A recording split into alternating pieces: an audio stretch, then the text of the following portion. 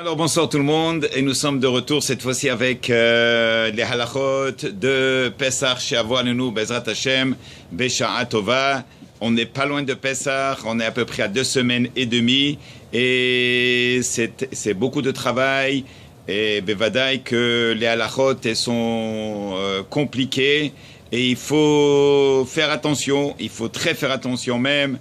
On sait que pendant l'année, si jamais il y a un petit mélange qui se fait, ce qu'on appelle les vatel beshishim, si un petit morceau de viande qui tombe dans une marmite, c'est l'exemple classique qu'on a toujours donné. Si un tout petit morceau de viande qui tombe dans une marmite de lait, alors on dit que s'il y a 60 fois la quantité de cette petite morceau de viande, alors il est batel. Oui, il s'annule par rapport à la grande quantité de produits laitiers qu'il y a par rapport à lui. Et même, bon, il faut voir de quelle manière est-ce que ça a été fait. Ça veut dire on ne mélange pas les khatrila, bevada que non. Donc ça a été fait, beshogeg. Alors il est batel, alors on en annule. Pesach, afilu be'elef lo batel. Même un petit morceau de chametz par rapport à 1000 fois la quantité de kasher de Pesach, on ne peut pas l'annuler. Donc vous allez voir que Pesach, il y a les halachot bavedaï, les halachot qui nous concernent, il y a le nettoyage de la maison, il y a le nettoyage, la préparation vers le biour chametz, il y a les produits qu'il faut acheter, qu'il faut se rassurer que c'est kasher, la matzah qui est shmura, toutes les halachot qui concernent le seder, combien de matzah est-ce qu'il faut manger, quelle est la quantité requise. Oui, si on avait l'habitude à un moment donné de faire un motzi et prendre un petit coin de matzah juste pour goûter, on n'a pas fait le seder, ce n'est pas comme ça qu'il faut faire le seder, on n'est pas quitté de ce genre de seder, donc il faut absolument manger une quantité qui est requise, on va arriver à ça. Pour le vin, pour les 4 coupes de vin, il y a une quantité qui est requise qu'il faut absolument boire, il y a une manière de boire le vin, le sandwich qu'on fait, la galette, la matzah, le maror aussi, il faut s'accouder. Bon, tout ça c'est d'halachot qu'il faut comprendre, qu'il faut savoir. On a l'obligation de le savoir. On ne peut pas rester hasve shalom dans l'obscurité et dire bon, je ne savais pas, j'étais pas au courant. Il faut se renseigner, il faut bevadaï faire les efforts pour faire un bon Pessah. Et un bon Pessah, ce n'est pas juste au niveau physique du Pessah, au niveau de la matzah, du vin et du nettoyage de la maison. Ça va beaucoup plus loin que ça. Ça va au niveau du nettoyage psychologique, du nettoyage du Yetzer Hara, du mauvais penchant qu'on a, du nettoyage de se débarrasser du Hametz, veut dire de se débarrasser de certains mauvais traits caractéristiques qu'une personne elle a, n'est-ce pas? On est tous nés, heureusement ou malheureusement, avec des défauts. Le travail qui nous attend, c'est de se corriger et se débarrasser de ces midotes, de ces traits caractéristiques qui sont négatives. Ça fait partie du nettoyage de Pessah. Ça fait partie du nettoyage de l'âme, de préparer et d'aller de chercher dans les coins le hametz. Ça veut dire d'aller même au fin fond de notre âme pour faire cette vérification, n'est-ce pas, où est-ce que je suis rendu cette année par rapport à l'année dernière. Il me reste encore du hametz, il faut s'en débarrasser. Il y a une mida, si c'est la colère, si c'est la jalousie, tout ça, il faut s'en débarrasser. C'est pas facile, mais ça se fait, ça se travaille. Alors, Bezrat Hashem, ou Besiata Dinaya, la Kama Shrita Meafra, venez, on va voir où est-ce qu'on est rendu. Alors, premièrement, dîner Bidikat Hametz. Kodem, Lel, Arba, Asar Ben Nissan, Menakim et Kol Hadar Bait. Bevada que, avant le 14 de Nissan, il faut nettoyer, préparer la maison. Qu'est-ce que ça veut dire nettoyer, se débarrasser du Hametz? Oui, on verra. Il y a une chambre où est-ce qu'on va garder tout le Hametz, s'il en reste. Il y a des gens qui se débarrassent de tout le Hametz. La femme de ménage, elle vient, elle n'est pas juive, on lui donne tous les aliments qui sont restés pour, si c'est pas grand-chose qui reste. Il y a des gens qui ont -5, une épicerie à la maison, en bas, dans le sous-sol, c'est bien. Et là, on se ramasse avec beaucoup de hametz. Cette chambre-là, où est-ce qu'il y aura le hametz, on n'a pas besoin de la nettoyer, étant donné qu'elle est pleine de hametz. Mais il faut la fermer et on vend le hametz. On ne vend pas la chambre, on ne vend pas la maison, on ne vend pas les ustensiles, on vend strictement le hametz. Alors, qu'est-ce qu'on fait? L'un l'arbassar. Ça veut dire que avant le 14, il faut bien nettoyer et on fait l'abdika la veille, oui, du 14. Ça veut dire, nous, le 14, ça va tomber vendredi. Donc, le jeudi soir, c'est Bdikat Hametz cette année. Oui, on fait Bdikat Hametz. Jeudi matin, on se lève avec les petits morceaux qui sont restés. On va expliquer ça tout de suite. On va brûler. Bon, ici à Montréal, c'est vers jusqu'à, je pense que la limite, elle est vers 10h, 10h30 pour brûler le Hametz. Et ça, c'est, encore une fois, c'est l'heure de Montréal. Je ne suis pas sûr qu'est-ce qui se passe en Europe et ni en Israël. Il faut se renseigner sur place tout de suite. Ou en Espagne. Alors, ça c'est pour la préparation, on va dire qu'il faut nettoyer. Maintenant, le Zman de Bdikat, quand est-ce qu'on va, ce jeudi soir, quel est le temps propice pour faire la Bdikat Hametz quand on commence à chercher? C'est vrai que la maison elle est propre. C'est vrai qu'on a nettoyé. Pourquoi faire cette Bdika? Alors on va expliquer. Zman Abdika, premièrement, le temps de l'Abdika, c'est 20 minutes après le coucher du soleil. Alors on regarde les calendriers. C'est facile. On regarde le calendrier. Si par exemple Shabbat, on a eu cette semaine, Shabbat il est rentré à 5h30, ça veut dire que 5h30, c'est plus ou moins le coucher du soleil. 20 minutes plus tard, c'est là où est-ce qu'il va falloir tout de suite commencer et s'impliquer dans la bédika. Sur les rôles, on n'a pas le droit de s'asseoir, de s'installer et de manger à ce moment-là. Je veux manger, je mange avant. Quelque chose de léger. Ou bien je mange bien l'après-midi.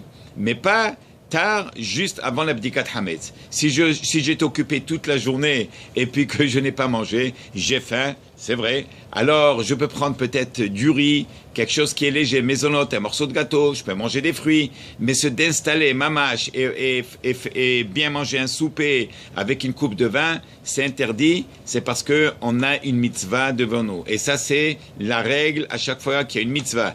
L'heure de mincha est là, on ne s'assoit pas à manger. L'heure d'arvit est là, on ne s'assoit pas à manger. Oui, l'heure de l'allumage des bougies de Hanouka est là, on ne s'assoit pas à manger. On se prépare pour les mitzvot convenablement. Très bien. Alors, c'est 20 minutes après le coucher du soleil. Bon. On n'a même pas le droit de commencer un travail quoi que ce soit. Oui. Ma femme me dit, chérie, s'il te plaît, j'ai acheté un nouveau rideau. Accroche-le-moi. Je le veux ce soir. Comme ça, demain, ça va être votre Pessah. Je regarde la montre, c'est le temps de faire Bdikat Hametz. Même si c'est une demi-heure avant Bdikat Hametz, je ne peux pas m'embarquer parce que souvent, on pense que ça va prendre 15-20 minutes, peut-être ça va prendre un peu plus long, alors on va aller sur une demi-heure, mais en réalité, parfois, le mur, on tombe sur une pierre, il faut changer la mèche, je parle d'expérience, et puis parfois, ce n'est pas les bons vis que j'ai, il faut aller tout de suite prendre la voiture, il faut conduire. On n'embarque pas dans tout ça une demi-heure avant la bédika. Oui, sur la trilil mode, misvan abdika, même de s'asseoir et commencer à étudier. Oui, pourquoi? Parce que avalim et trilil mode, pourquoi? Parce que tout ça, c'est le temps de l'abdika. Chaque chose, elle a son temps. Étudier, il a son temps. C'est le bdikat hametz, il a son temps. Il faut réserver ce temps pour l'abdika. Donc, il faut chercher partout, dans toute la maison, dans les coins de la maison, oui, dans les... sur les balcons, si on a des balcons, s'il fait beau, nous ici à Montréal, même si on a des balcons, les balcons malheureusement ils sont encore pleins de neige, on a encore beaucoup de neige. Au biechot de maison, de mes carrières, bien sûr que les frigidaires, dans les armoires, surtout la cuisine, bouger le four, derrière le frigidaire, bevadaï, et tout ça, ça doit être bien nettoyé pour se rassurer qu'il n'y a pas de hametz. Les cartables des enfants, oui, ils viennent une semaine, 10 jours avant Pessah, et déjà, ils sont en vacances de l'école, et puis on oublie le cartable avec les sandwichs qui sont restés, que l'enfant il est tellement excité qu'il va être en vacances une semaine avant Pessah, il ne mange même pas, il te laisse le sandwich dans le cartable, et toi tu prends le cartable, hop, tu le mets dans l'armoire en haut, et il y a du hametz dedans. Dans les costumes, parfois il y a des bonbons, dans les ourlets de pantalon, quand on mange, vous allez être surpris qu'il y a des miettes de pain dans vos ourlets du pantalon. Regardez, vérifiez, et vous allez dire, ah, ouais, kol hakavod, il avait raison. Oui, il faut le retourner, il faut enlever le hametz.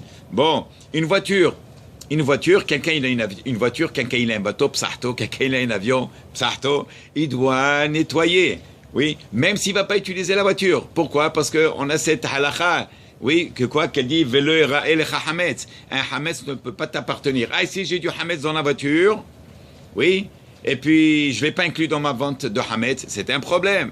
Donc il faut tout nettoyer. Il faut se rassurer que ça va être nettoyé. Bon.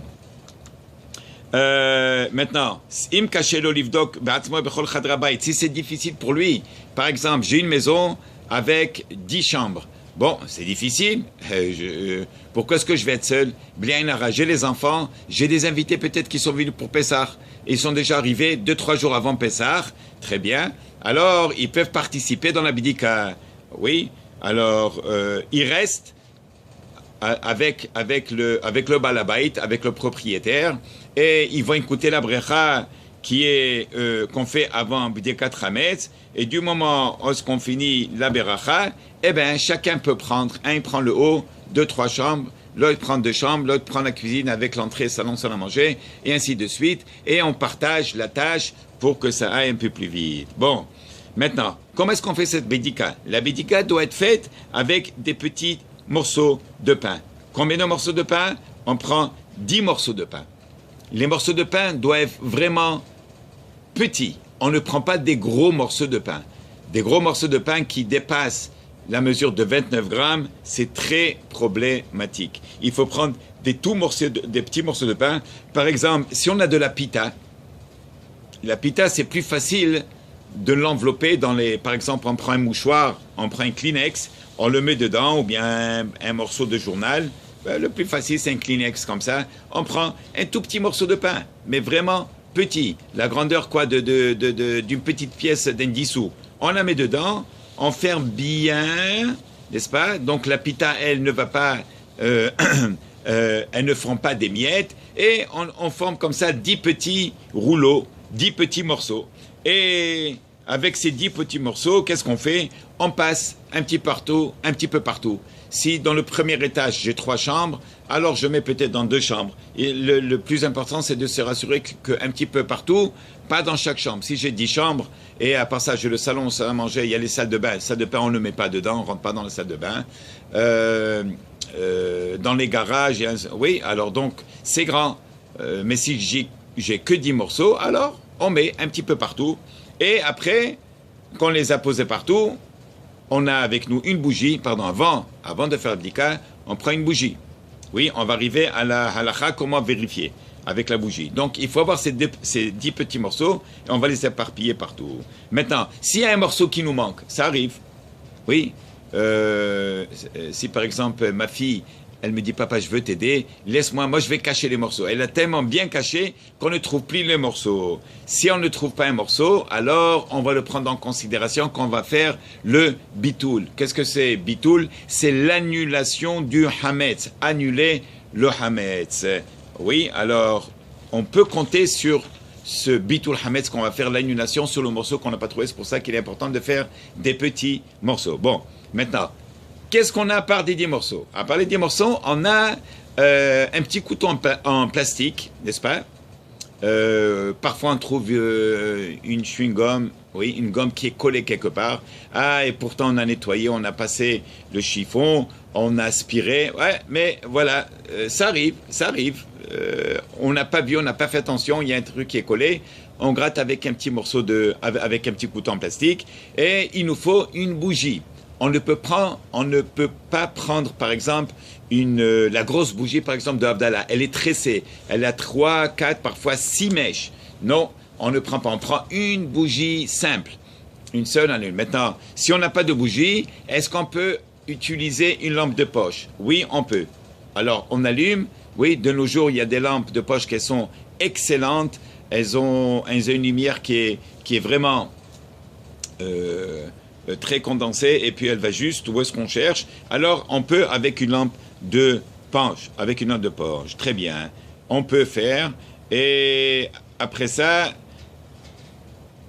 oui, alors ça c'est les 10 morceaux, c'est la bougie et c'est la lampe de poche s'il n'y a pas de bougie. Bon, Kodem abdikat ser levarer al biru hametz. Avant de commencer de chercher. Avant de commencer d'aller et d'éparpiller par tous les 10 morceaux, il faut faire une beracha. Vous allez le trouver dans les sidurim, dans n'importe quel sidur. Ça peut être Patach Eliyahu, Ishmatzliach, Avodat Hashem, Darkei Avot. Ils ont tous, au début, avant la prière de Harvit, de la fête, ou bien même avant Mincha, vous allez trouver là-bas le seder qu'on fait avec la prière de Bdikat,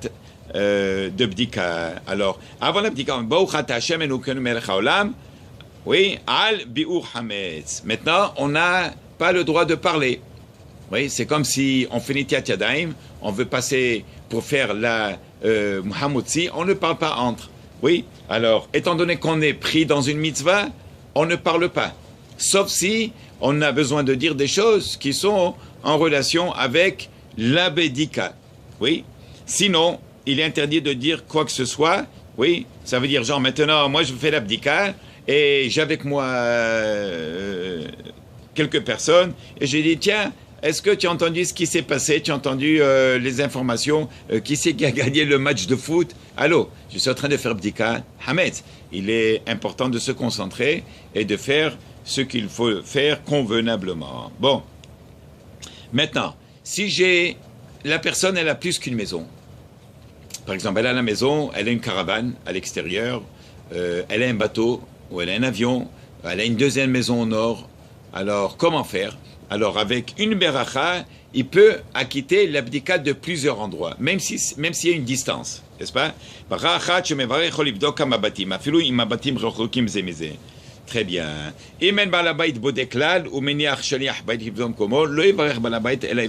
Maintenant, si le propriétaire de la maison, lui, ne va pas vérifier du tout, il ne s'implique pas dans la Bédikat Hametz, il ne s'implique pas du tout, pour une raison ou pour une autre.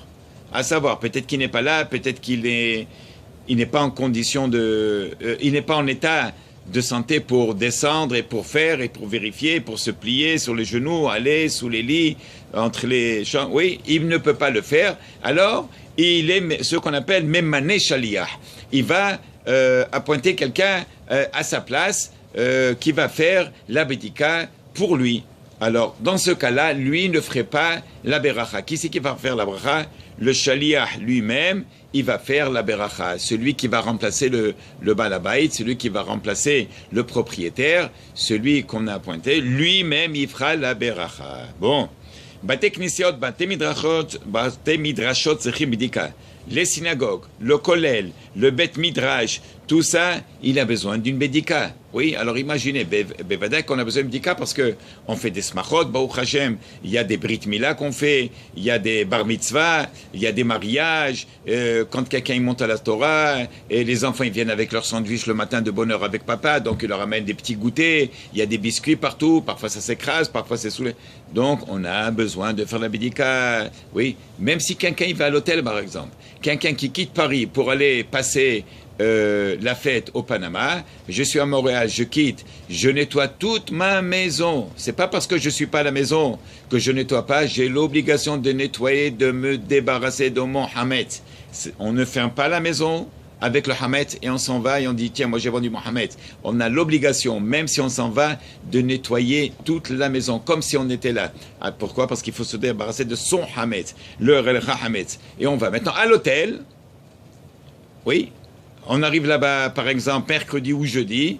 La fête, c'est vendredi soir. Il faut faire Bdikat Hametz, Bevadaï. On fait une tournée, on regarde bien la chambre, sous les lits. Ce qu'on peut bouger, on va bouger. On va faire une Bdikat Hametz. Oui, on va le faire aussi avec les 10 petits morceaux de pain. Il faut prendre ça en considération.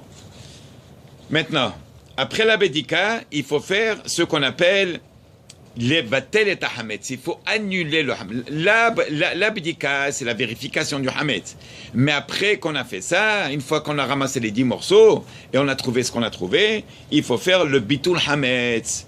Oui, veyafkirenu. Qu'est-ce que c'est hefker? Hefker, ça veut dire il ne m'appartient plus. Même s'il est là, il ne m'appartient pas. Je l'abandonne. Il n'est pas à moi. Alors il est efker. Et il y a le noussar qu'il faut dire. Kol hamika dika birshuti, de la haziti, de la berti. Tout chametz qui est en ma possession, que j'ai vu ou que je n'ai pas vu, bi'arti, vedile bi'arti, et même si je n'ai pas annulé, levetil je l'annule, il ne m'appartient plus. Ou le heve ka'afra de'ara, il va être comme la poussière de la terre. Ça veut dire que si jamais il y a un morceau de pain qui est resté, que je n'ai pas fait attention, qui était là-bas, moi, j'ai fait le bitul hametz. Oui, je l'ai annulé. Complètement, il est sorti de ma possession. Très bien. Vetzarich lomar basafa munetlo. Il doit le dire pour un Français, il faut le dire en français. Pour un anglophone, il faut le dire en anglais. S'il ne comprend pas l'hébreu. Si le français comprend l'hébreu, alors il le fait en hébreu, pas besoin de répéter en français. Si le français ne comprend pas l'hébreu, il doit le dire en français. Si l'anglais ne comprend pas l'hébreu, il veut le dire en anglais. En yiddish, en russe, en arabe, peu importe, il faut comprendre ce qu'on fait. Et la Choshev Shomer Tehino Makasha, le Hatzaïd Abitul, s'il pense qu'il fait une prière, genre, je prie à Kadosh Baruch Hu pour avoir une bonne fête de Pessah, ce n'est pas un Bitul, ça ne s'appelle pas Bitul. Très bien. Maintenant, on a l'habitude de faire ce Bitul 3 fois. Une fois qu'on a fini, on répète 3 fois. Pourquoi 3 fois c'est Hazaka? Ça veut dire on lui donne cette Hazaka que Bémet il est Mevatel et Gamré. Bon.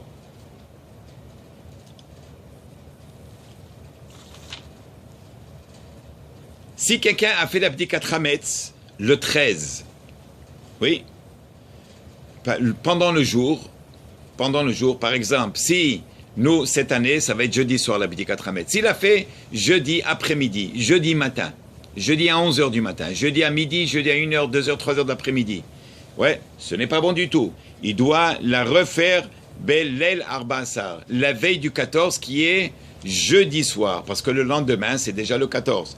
Oui, ou bien s'il a vérifié, par exemple, le mercredi, au lieu de jeudi soir, il a fait le mercredi soir, il dit comme ça, demain je suis tranquille, je ne vais pas stresser. Ce n'est pas bon. La Mishnah, elle dit, Bodkim, Belel Arba Asar Bodkim et Hametz Behurim ou Bezdakim. Le lait, c'est comme ça que c'est ramené. La Mishnah, la Gemara, le Shulchan Aruch, Belel Arba Asar, il n'est pas écrit Lel Shlosha Asar, c'est pas écrit la veille du 13 ou du 12 ou du 11. Il est écrit la veille du 14. Bon, très bien. Maintenant, tout ce qui reste après qu'on a ramassé les 10 morceaux, Bevadaï qu'on a des enfants à la maison qui sont jeunes et il nous reste du pain parce que le lendemain, ils vont se réveiller, papa fait moins toast, maman fait moins sandwich, qu'est-ce qu'on va leur donner? Donc, ce qu'on va utiliser le lendemain matin, Bevadaï que déjà ça sort de la cuisine, on rentre plus dans la cuisine, en tout cas, ça c'est notre cas nous chez nous à la maison, et on a un petit coin à l'entrée de la maison, une petite table, où est-ce que quelqu'un qui veut manger, il mange sur place, et après qu'il a fini, il se secoue bien, il va bien secouer ses habits.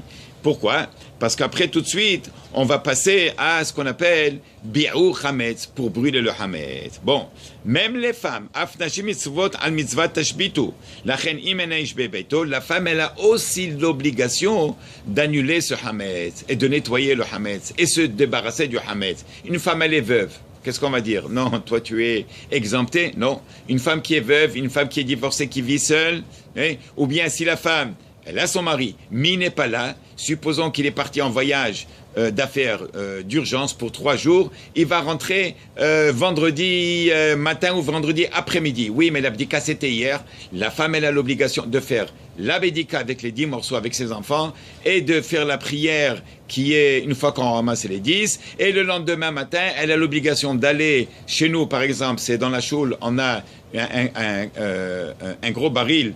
Oui, un gros tonneau en métal, on met tout dedans et on brûle. Elle a l'obligation de le faire si son mari n'est pas là ou bien si elle n'a pas de mari. Bon. Alors, quand est-ce qu'on brûle? Ici à Montréal, encore une fois, c'est l'heure d'Oméral, c'est à peu près vers 10h, 10h30 la limite. Quand est-ce qu'on fait la bracha? Une fois qu'on a jeté les restants, je dis bien les restants qu'on a ramassés, ce qu'on a ramassé, ce qui nous restait comme petits morceaux de pain qui sont restés de ce matin, enfin ce que les enfants ils ont mangé ce matin, ce que nous on a pu manger. Alors on brûle et après qu'on a brûlé, on fait la bracha. Pourquoi? Parce que je vois des gens, ils jettent dans le feu, ils sont en train de faire la bracha. Oui. Et en réalité, ce n'est pas bon.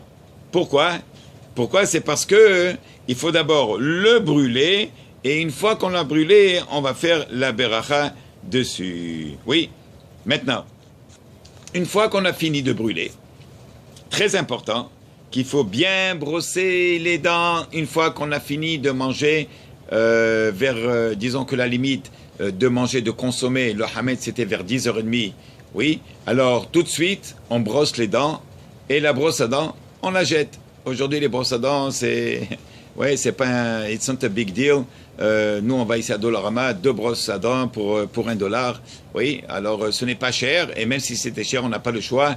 On brosse bien les dents. Quelqu'un qui a les dentures, oui, alors il faut bien les rincer, même à l'eau chaude, pas à l'eau bouillante pour ne pas les abîmer, mais il faut bien les laver, bien les rincer.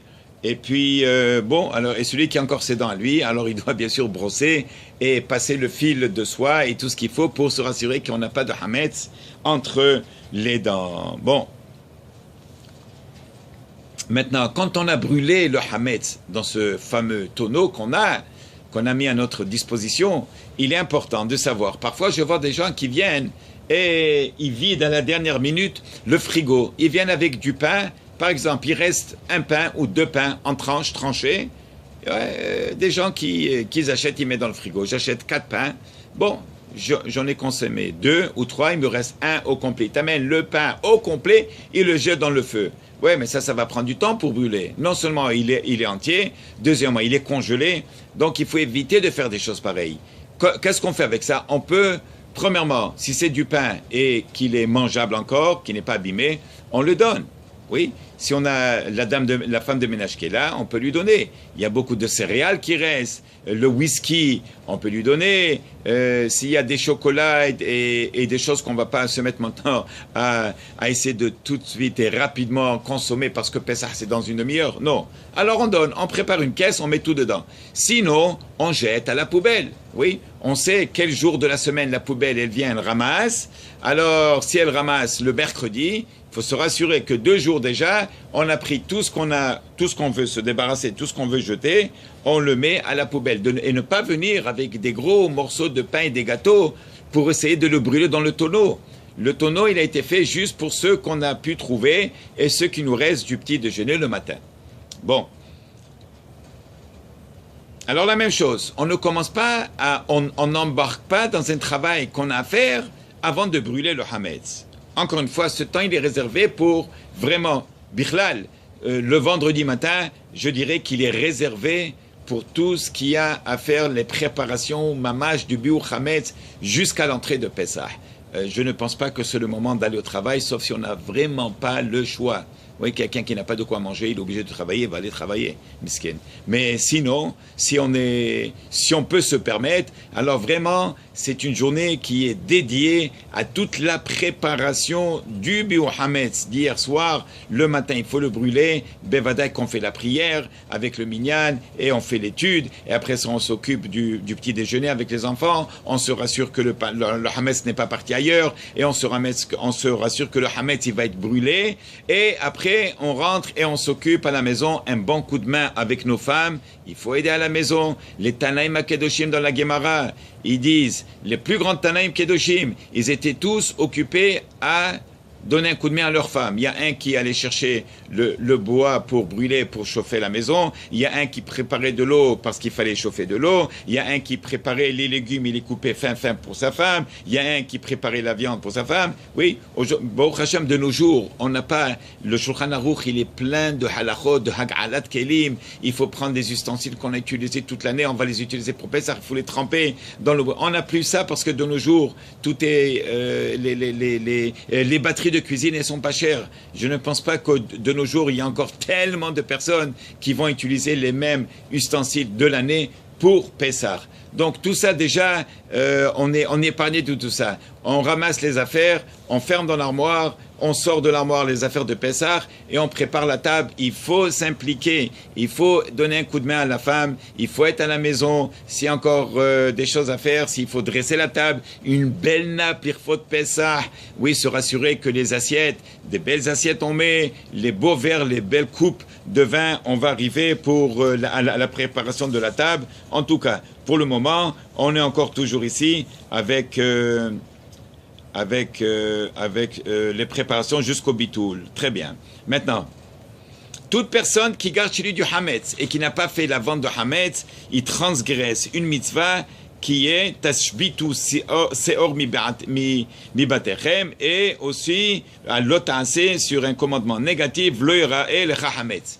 Donc il est très important de se débarrasser du hametz, de ne pas avoir, et ce qui est encore une fois, si on a une chambre et on a beaucoup de hametz qui reste et que c'est dommage de le jeter ou bien de le brûler, qu'on va consommer après Pessah, il faut absolument le fermer, si on n'a pas besoin de toute la chambre, dans une armoire. L'armoire, elle est scellée et on va vendre ce qu'il y a dedans comme hametz. Si on n'a pas vendu hametz, alav ha-Pesach asur behana'a, il est strictement interdit de consommer du hametz qu'on n'a pas vendu et qui est resté chez nous après Pessah. Ça, c'est grave, c'est très très grave, Barmenan. Alors, ça veut dire, quelqu'un, il a du hametz, il n'a pas fait la vente. Il a nettoyé la maison, mais il n'a pas fait la vente. Oui, mais le hametz, il est resté. Il a mis de côté. On a fait la mimouna, le lendemain ou le soir même de la mimouna, il sort ce qu'il a. C'est pas bon, c'est assour, il faut tout jeter à la poubelle, il faut recommencer à zéro. Pourquoi? Parce qu'il n'a pas vendu son hametz. Il a transgressé le commandement de lo yira'e et lo vetashbitu seor mi batechem. Bon. Maintenant, après Pessah, par exemple, pour la mimona. La mimona arrive. Moi, je me rappelle que Hachem nous pardonne en Israël. Déjà l'après-midi, 1h, 2h, 3h de l'après-midi, oui, les Arabes venaient avec des pitotes. Et ils t'appellent, ils te disent, voilà le pain pour la mimona, le pain pour le... Pessah n'est pas encore sorti. On n'a même pas encore fait la mimona. Et déjà, qu'est-ce qu'ils font? Ils achètent le pain pour ce soir. C'est interdit. On a dit qu'il faut se débarrasser pour toute la fête de Pessah du hametz. Et les gens déjà, la fête n'est pas encore finie. L'après-midi, déjà, ils vont acheter. Ou bien, les gens qui préparent la mimona avant que la fête est finie, ils commencent déjà avec les farines, avec les mafletas. C'est assourd. C'est comme s'ils n'ont absolument rien fait. Ils sont en train de gâcher. C'est comme quelqu'un qui va nager. Il a déjà, disons qu'il a 100 mètres. 100 mètres, c'est pas beaucoup à nager. Disons qu'il a 25 mètres à nager. Et une petite distance, une petite piscine. Il va faire 24 mètres, il a nagé. Il lui reste 1 mètre et tout le monde est là en train d'applaudir. Allez, encore 1 mètre. Il dit non, je peux pas, je fais demi-tour, je retourne. C'est ça. Il est arrivé à quoi? Il est arrivé à la mimona. Encore 3 heures qui restent, 2 heures qui restent, déjà lui il va sortir les farines, il est en train de commencer à pétrir avec sa femme, il prépare la table parce qu'il va avoir des invités, il va avoir le chanteur qui va venir avec son orchestre, Nednia ou les hiba. La hiba oui, mais la hiba dans la cacheroute. Hazve shalom, de ne pas détruire les minhagim qu'on a et notre patrimoine qu'on a, oui, qui est attaché très sérieusement à des halachot qui sont, je dirais, strictement halachiques et très sévères aussi. Donc il faut faire attention à tout ça, d'attendre jusqu'à que la fête elle est finie pour commencer à préparer. Bon, ça c'est la première partie. Je vais m'arrêter ici parce que ça fait déjà 33 minutes qu'on est en train de parler, c'est long. La deuxième partie, ça va être en relation avec le seder même. Donc, soyez patients et je vous prépare le deuxième clip très bientôt pour la partie de la quantité de matzot qu'on doit consommer, les berachot, comment est-ce qu'elles vont se faire, le kiddush à table, combien il faut boire, combien est-ce qu'il faut manger, jusqu'à la fin du seder. Voilà. Beruchim tiyu, chag asher v'samer, bezrat Hashem, et surtout, partagez. Vous allez faire une très grande mitzvah. Il y a beaucoup de gens qui ne savent pas quoi faire pour Pessah. Ils le font d'une manière très naturelle, mais ce n'est pas nécessairement de la manière comment est-ce que Hakadosh Baruch Hu aimerait qu'on fasse les choses convenablement si on veut vraiment le Mashiach et la Géoula. Alors, Bezrat Hashem, tiskou les mitzvot, tiskou les mitzvot ou les matzin tovim, amen, kini ratzon. À bientôt.